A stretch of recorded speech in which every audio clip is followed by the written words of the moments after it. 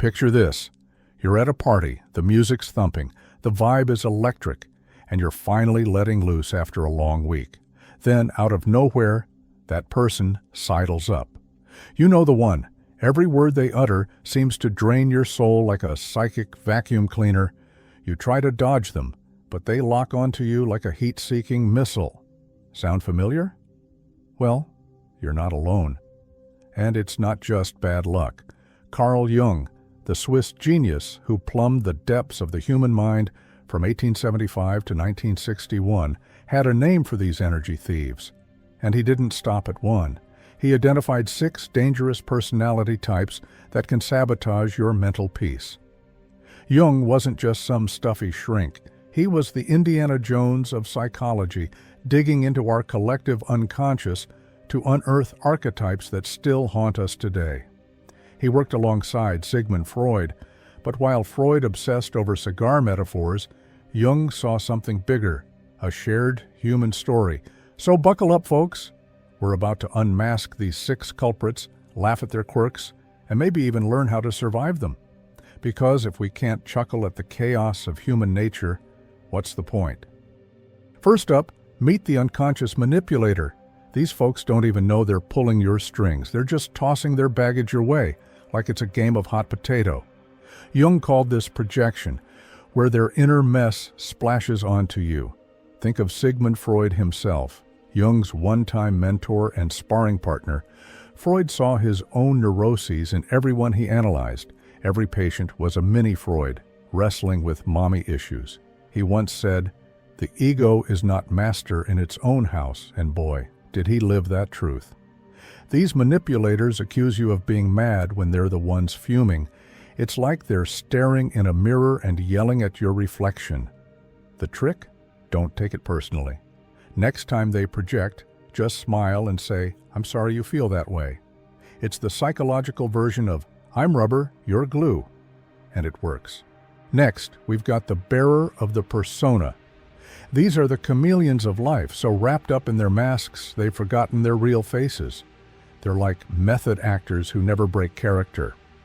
Enter Oscar Wilde, the literary dandy from the late 19th century, just a generation after Jung's birth.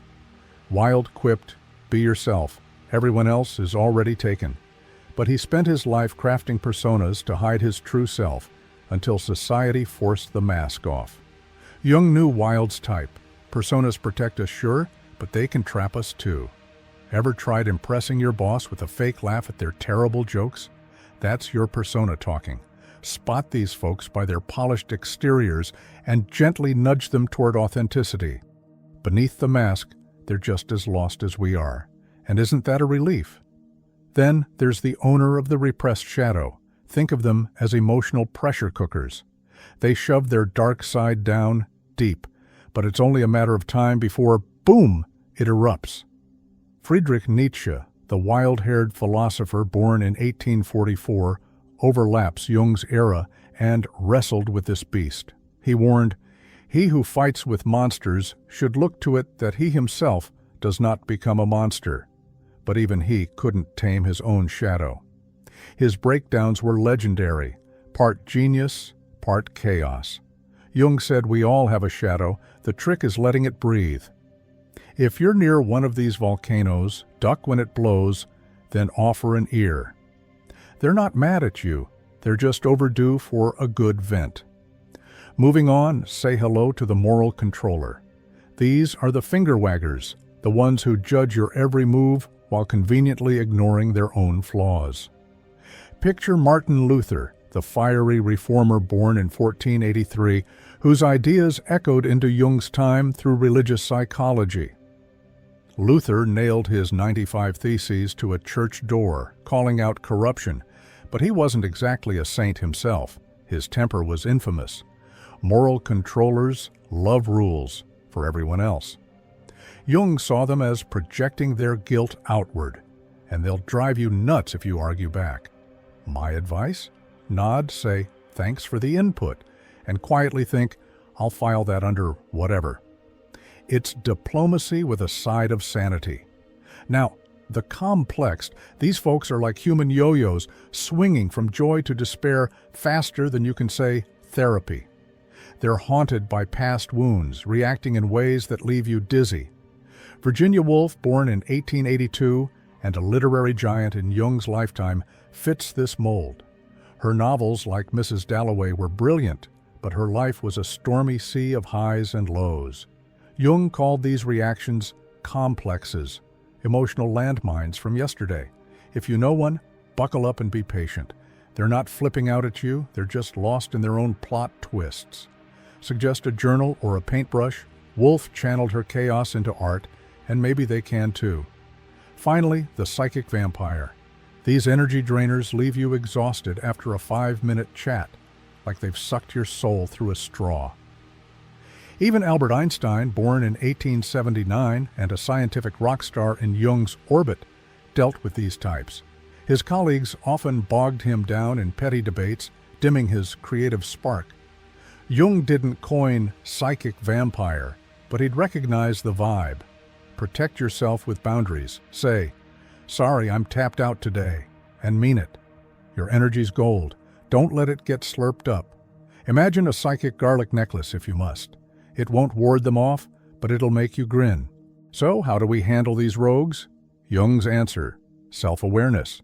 Know your own quirks, and you'll spot theirs a mile away. Here's your cheat sheet: unconscious manipulator. Deflect their projections with empathy, not anger. Bearer of the persona. Invite their real self out to play. Repressed, shadow. Listen when they erupt. Don't judge. Moral controller. Sidestep their sermons with a smile. Complexed. Ride their waves with patience. Psychic vampire. Guard your energy like a dragon hoards treasure. In today's wild world, think social media personas and TikTok triggers. Jung's wisdom is a lifeline. These types aren't just history.